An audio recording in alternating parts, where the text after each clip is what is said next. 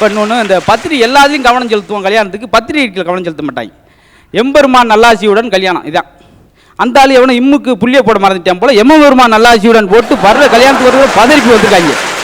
ஒரு எழுத்து மிஸ் ஆச்சுன்னா போச்சு. உங்கள் பொண்ணை பற்றி சொல்லுங்க அப்படின்னு. அந்த அம்மா வந்து செக்ஸ் போட்டியில் அந்த அம்மா தான் ஃபஸ்ட்டு. பொண்ணை பற்றி சொல்லுங்க அப்படின்னு.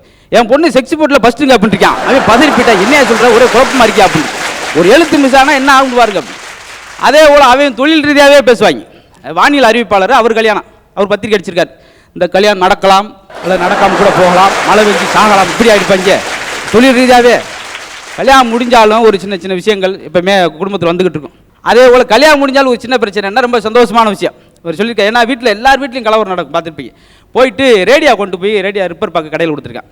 அவர் பார்த்துட்டு அதிகமாக சத்தம் வருதுங்க, ஒரு கண்டென்சர் மாற்றினோம்னா சத்தம்லாம் போயிடும். அப்படியே மனைவிக்கு ஒரு கண்டென்சர் போடுங்க, ஓவரா சத்தம் போடுறாயா வாயா, என்ன பண்ணி வாய்க்காலான்னு தெரியல. மறக்காம லைக் பண்ணுங்க, ஷேர் பண்ணுங்க, சப்ஸ்கிரைப் பண்ணுங்க. அசத்தல் டிவி பத்தி என்ஜாய் பண்ணுங்க. Thank you.